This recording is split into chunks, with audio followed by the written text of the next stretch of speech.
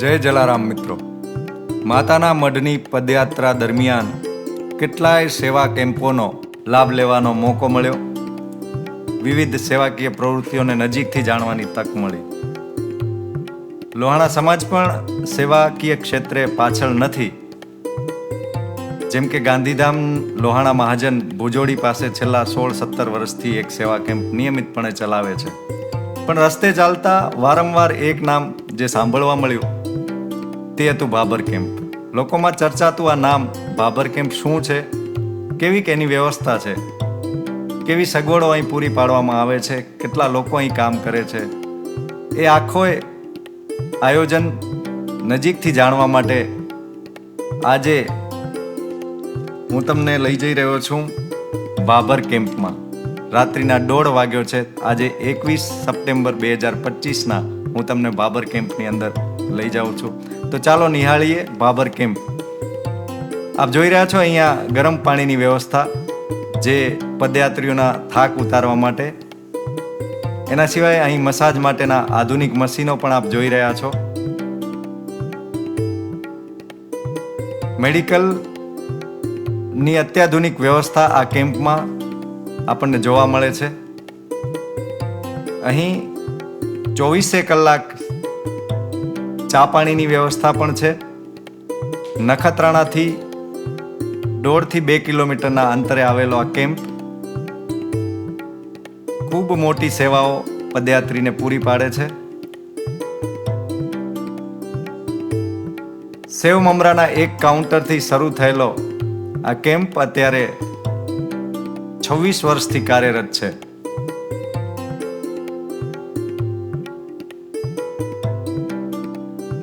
Medical સેવાઓમાં અહીં નખત્રાણા અને આજુબાજુના સ્થાનિક લોકો તો ખરા જ, પણ એ સિવાય પણ ભારતના જુદા જુદા પ્રાંતમાંથી આવેલા લોકો, જેમાં બેંગ્લોરથી પણ આવેલા વૈદરાજ અમને મળ્યા, અને અમદાવાદ, જામનગર, ગાંધીધામથી આવેલા લોકો પણ પોતાની સેવાઓ આપી રહ્યા હતા. અહીં સ્ત્રીઓ માટે પણ અલાયદી વ્યવસ્થા છે. આ મેડિકલ સેવા માત્ર પદયાત્રીઓ જ નહીં, આજુબાજુના સ્થાનિક લોકોને પણ પોતાની સેવાઓ પૂરી પાડે છે. પદયાત્રાના રસ્તે ચાલતા આ બાબર કેમ્પ ખરેખર એક સેવાનું અદ્ભુત નજરાણું છે. કઈ રીતે સેવા થઈ શકે, કઈ રીતે સેવા કરવી જોઈએ, એનું એક આ ઉદાહરણ છે.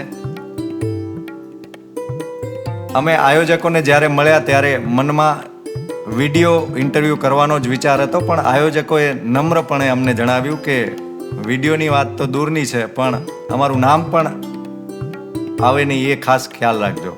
આપ જોઈ રહ્યા છો અહીં આરામની વ્યવસ્થા. 3500થી વધુ પથારીઓની અહીં વ્યવસ્થા છે, અને અત્યારે લગભગ 4000થી વધુ લોકો અહીં આરામ ફરમાવી રહ્યા છે.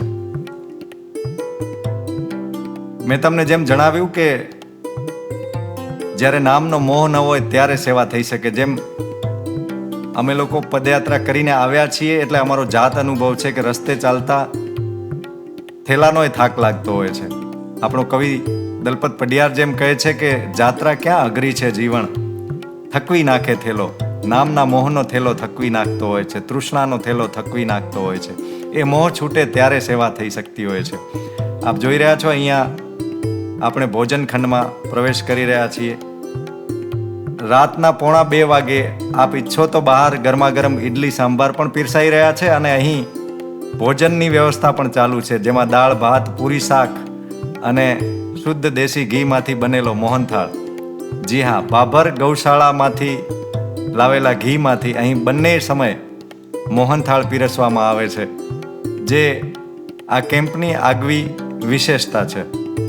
અમે આયોજકોને પૂછ્યું ત્યારે એમણે જણાવ્યું કે આ કેમ્પનો અંદાજિત ખર્ચ 35 થી 40 લાખ જેટલો છે. કઈ રીતે મેનેજ થાય છે આ બધું, ક્યાંથી ફંડ આવે છે, કેવી રીતે વ્યવસ્થા ગોઠવાય છે?